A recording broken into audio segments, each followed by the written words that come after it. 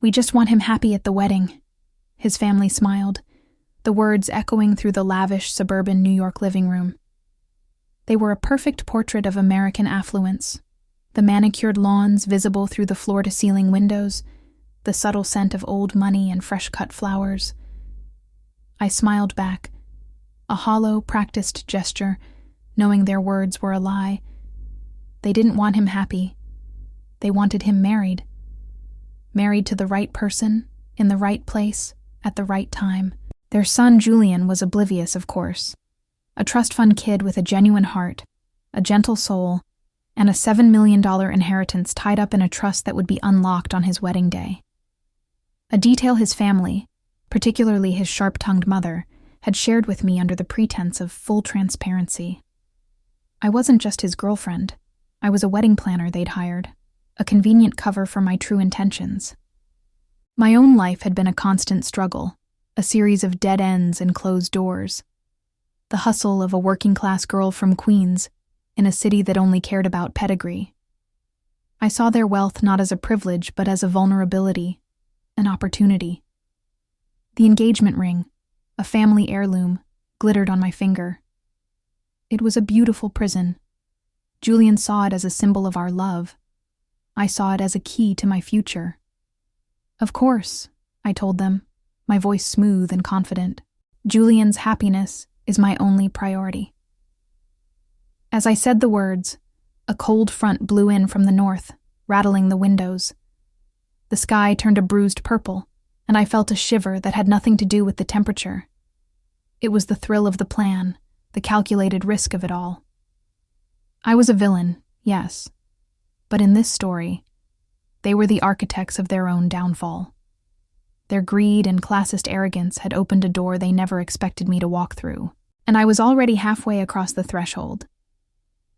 If you're enjoying this story, make sure to subscribe to the channel to follow Julian's journey and find out what happens next.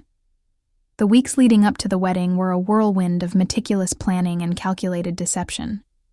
We were in Julian's family's Fifth Avenue penthouse, the air thick with the smell of expensive coffee and fresh pastries. His mother, Eleanor, reviewed my mock-up of the floral arrangements, her lips pursed in a permanent state of dissatisfaction. "The lilies are a bit pedestrian, don't you think?" she said, her tone dripping with passive aggression. I bit back a retort, forcing a smile. "They're Julian's favorite, Eleanor. He said they remind him of you." The lie was an olive branch, a strategic move to disarm her. It worked.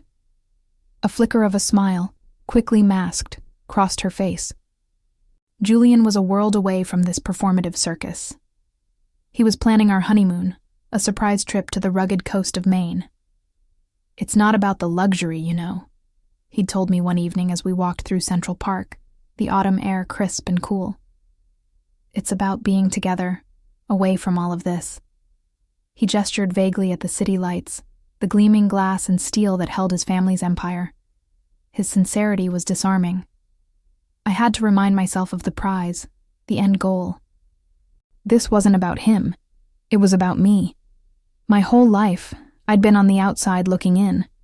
This was my chance to be on the inside, to have the security, the freedom, the power that they took for granted. The plan was simple. Get the account number and transfer the funds. Julian's trust fund was linked to his private account, which would be activated on the wedding day. I'd seen the paperwork, memorized the details. The only obstacle was getting his login information. As we walked, the leaves rustled under our feet, a mournful sound. I felt a pang of something I couldn't name. Not guilt, not exactly. More like a heavy, complicated sadness. I was about to steal from a man who genuinely cared for me, who saw me for more than my ambition. The city lights began to blur, and for a moment, I saw Julian not as a mark, but as a person. The air grew colder, and a gust of wind tore at the trees, a reflection of the turmoil inside me. I pushed the feeling away. It was a weakness I couldn't afford. The night before the wedding, the air was heavy with anticipation.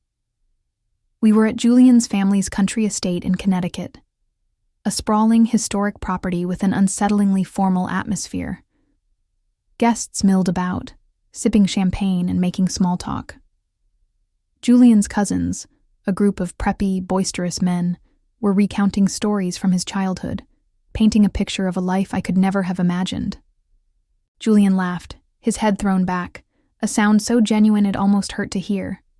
I excused myself, heading to his study. This was my moment.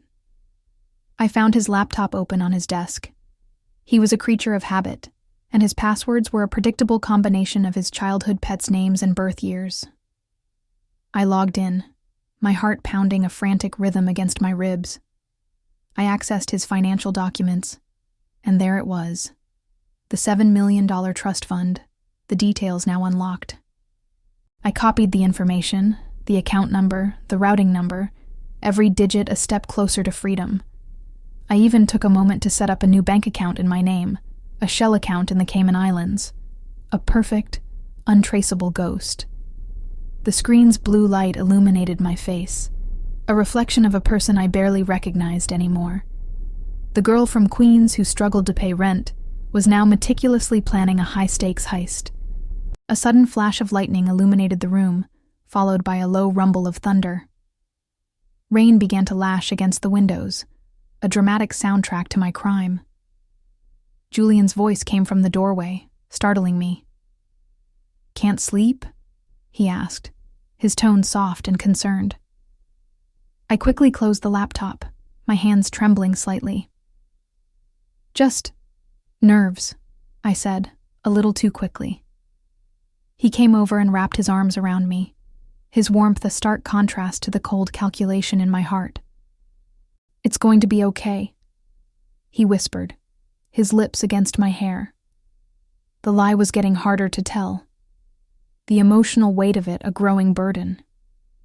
I held on to him, clinging to the warmth, knowing that in less than 24 hours, I would be gone, and he would be left with nothing but a broken heart and a stolen fortune. The wedding day dawned gray and rainy, a fitting metaphor for the storm I was about to unleash. The ceremony was at a historic church in Greenwich, the stained glass windows casting somber colors on the ornate pews. Julian stood at the altar, a vision of earnest hope and happiness.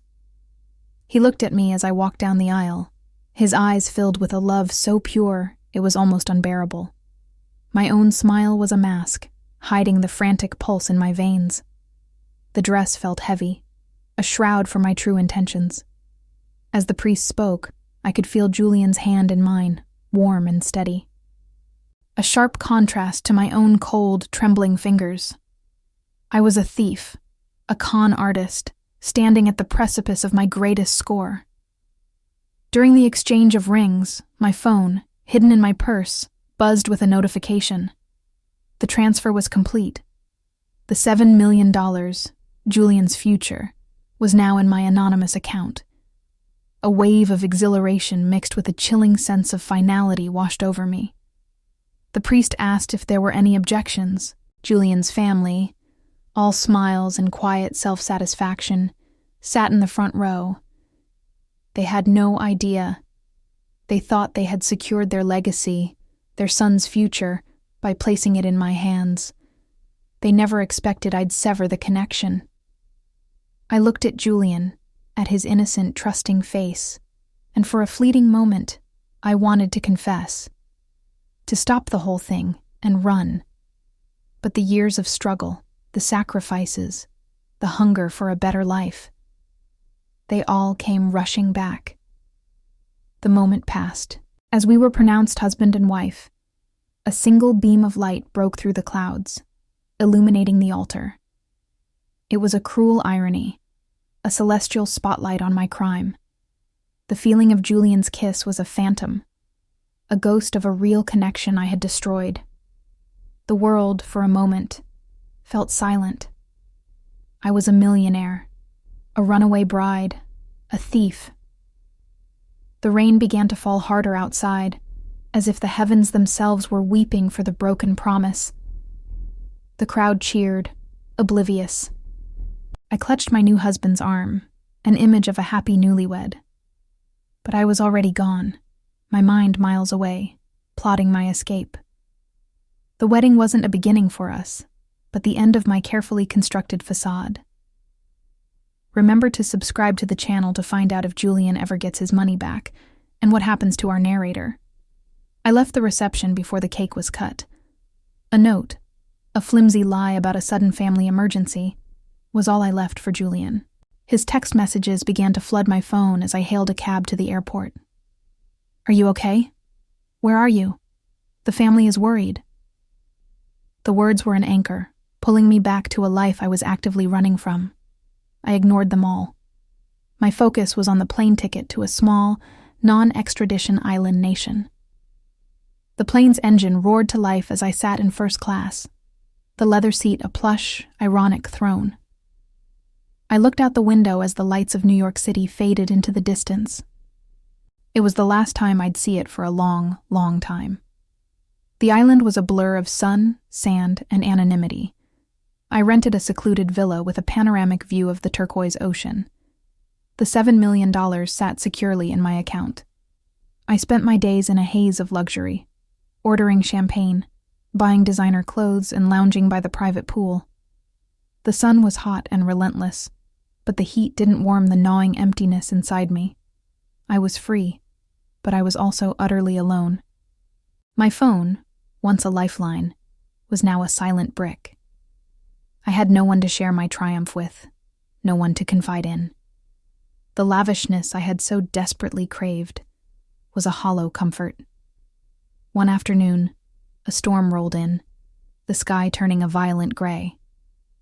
The wind howled through the palm trees, a sound that reminded me of Julian's sad, confused voice on the phone. I hadn't looked at his messages since I left, but the memory of his pain was a ghost that followed me. A sudden downpour sent me running inside. The villa, once a sanctuary, felt like a cage. The solitude was a torment. I had planned every detail of the heist, but I had never planned for the aftermath. The freedom I had so ruthlessly pursued was proving to be a lonely, desolate island of its own. My days fell into a numbing routine of excess and isolation. The villa, the expensive food, the silence. The $7 million had bought me everything but peace. The only human contact I had was with the local staff, who spoke little English and whose polite smiles felt like an indictment. I found myself wandering through the small town, observing the local families. A young couple walking hand in hand, a mother laughing with her child. These simple human connections were the very things I had sacrificed. My life, once a struggle for security, was now a vacuum of meaning. One evening, I found myself sitting at a small bar by the beach, watching the waves crash against the shore. The moon cast a silver trail on the water. A middle-aged man with kind eyes and a weathered face sat down next to me. He was a fisherman, he told me, a local. We didn't talk about anything of consequence, just the weather and the rhythm of the tides. His name was Marco. "You look sad," he said, his voice soft, not judgmental. "The ocean. She holds secrets. Sometimes she washes them up on the shore." His words were a simple metaphor, but they resonated with a deep, unsettling truth. The secrets I held were not things the ocean could wash away. I went back to the villa that night and couldn't sleep. I finally looked at my old phone, the one I had left behind in New York. The messages were a heartbreaking cascade of Julian's pain. "I don't understand. Why? Please just tell me you're okay." The last message was from his mother. "We know what you did." Her words were like a physical blow. The illusion of a perfect crime was shattered. They knew. The silence from Julian's end was more terrifying than any threat. It meant they were planning their move. The $7 million, which had felt like an impregnable fortress, now felt like a target painted on my back. The feeling of being hunted, of being seen, was a crushing weight. The paradise I had bought was a gilded cage, and the walls were closing in. The next day, I woke up to a new kind of dread. The serene island landscape seemed menacing. Every rustle in the trees, every unfamiliar face in the market, made my heart race. I had severed all ties, but the world was a small place. Eleanor was a powerful woman, and I knew she wouldn't let this go. The money was the source of my freedom, but it was also my greatest weakness, the trail that would lead them to me. I had to assume they were already working with law enforcement, preparing to freeze the accounts. My $7 million fortune could become a worthless number on a screen at any moment. I tried to live my life, to enjoy the sun and the sea, but the paranoia was a constant companion. I'd be sipping a cocktail by the pool and suddenly imagine a pair of plainclothes officers stepping out of a cab. I found myself checking behind me, constantly glancing over my shoulder. The simple act of going to the market felt like a clandestine operation. The freedom I had so carefully stolen was a mirage. I was a prisoner of my own making, trapped by the fear of being found out. The money had bought me a life of luxury, but it had also bought me an existence of perpetual fear. One night, a storm of unprecedented ferocity hit the island. The wind howled like a banshee, and the rain fell in sheets, threatening to tear the roof off the villa. Power went out, plunging the world into total darkness. The isolation was absolute. In the terrifying silence between gusts of wind, I heard the sound of my own thoughts, loud and clear. I had hurt Julian. I had broken his heart, shattered his trust, and taken his future. All for this? A life of solitude and fear? The storm raged outside, a mirror of the turmoil inside my soul. The $7 million felt like a curse, a heavy weight I was carrying. My carefully constructed life was unraveling, and I was losing control. The silence, punctuated only by the roaring wind, was a judgment I couldn't escape. Don't miss the final chapters of this story. Hit that subscribe button to find out if the narrator can outrun her past. The next morning, the island was a scene of devastation. Uprooted trees, flooded streets, and shattered windows. My villa, though mostly intact, was a mess. The storm had broken something inside me as well. My carefully constructed facade of invulnerability was gone. I was scared, and for the first time, I felt the full weight of my actions. I hadn't just stolen money. I had stolen a person's faith in the world. I had destroyed a relationship built on trust. I knew I had to make a change, not just to survive, but to reclaim a piece of myself. I walked to the local bank in the still muddy streets. The $7 million. I couldn't just give it back. I knew Eleanor would use it to bury me in legal fees, to publicly humiliate me. But I could at least give Julian a choice. I sat with the local bank manager, a kind, elderly woman who patiently listened as I transferred a significant portion of the money to a new, secure account. This one was in Julian's name, but it was hidden under a series of offshore accounts I had set up. I wrote him a letter, a long, rambling confession of my motives, my past, and my regrets. I gave him the details of the account and the key to access it, making sure to use a pseudonym so it wouldn't be traced back to me. The decision was his. He could use it to sue me, to rebuild his life, or to just walk away. The letter and the account details were my olive branch, my attempt at a redemption I wasn't sure I deserved. A heavy weight lifted from my shoulders as I sent the package. The money was no longer mine. It was no longer a curse. It was a choice, a chance for Julian to find some form of happiness, even after the pain I had caused. The sun was out now, a brilliant, cleansing light. The air was fresh, and the island, though bruised, was slowly coming back to life. I knew I couldn't stay there. I had to disappear, to start over. This time, I wouldn't be running from my past, but towards a future I could actually live with. I left the island quietly, taking a small boat to a neighboring country, and then a series of flights that erased my tracks.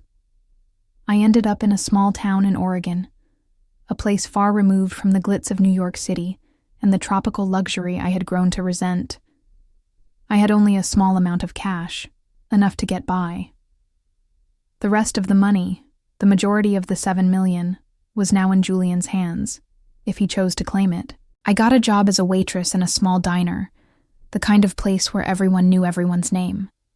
It was honest work, and for the first time in my life, I felt a sense of purpose that had nothing to do with money. The small apartment I rented was a far cry from the villa, but the simplicity of it was a comfort. I learned to live without the trappings of wealth, to appreciate the little things, a good cup of coffee, the quiet rhythm of the town, the kindness of strangers. The fear of being caught never truly went away, but it was a quiet, manageable hum in the background. My dreams were no longer haunted by Eleanor's angry face or Julian's trusting eyes. They were filled with the simple, mundane details of my new life. The local grocer, the mailman, the old man who came into the diner every morning and ordered the same thing. One afternoon, a letter arrived. The handwriting was neat, precise, and immediately recognizable. It was from Julian. My hands trembled as I opened it. I expected anger, a threat, a confirmation that the police were on their way. But his words were different. He wrote that he had received the money and my letter. He understood. He said he was hurt, but he also understood the desperation that had driven me. He had decided not to press charges. He wrote that he wanted to use the money to start a foundation for young people from working-class backgrounds, to give them a chance at a life he had taken for granted. He ended the letter by saying he hoped I would find peace, and that he had forgiven me. The letter was an act of grace that I didn't deserve.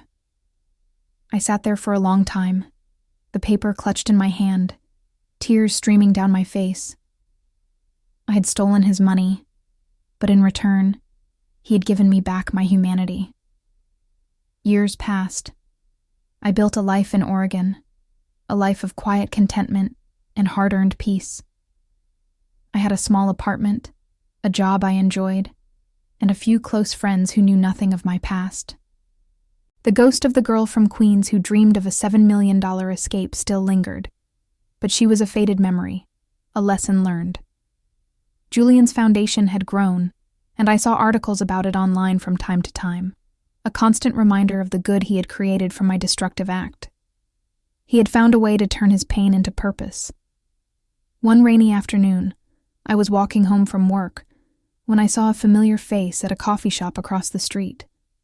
It was Julian. He was older, his hair a little grayer at the temples, but the gentle smile was the same. He was talking to a woman, and she was laughing. They looked happy. I stopped, a lump forming in my throat. I wanted to go over, to apologize in person, to thank him, but I knew I couldn't. I had no right to re-enter his life. My presence would only reopen old wounds. He had moved on. He had found happiness without the wealth, without me. He had found a better kind of wealth, one of love and purpose. I stood in the rain, a stranger watching him from a distance. The cold drops on my face mingled with the tears I couldn't hold back. Not tears of sadness, but of a complicated mix of remorse and gratitude. He had truly forgiven me. His life was a testament to his character, a monument to the grace he had shown. My own path had been a journey from villainy to a fragile, hard-won peace. I had lost millions, but I had gained a soul. As he and the woman walked away, hand in hand, I felt a profound sense of closure. My story was over.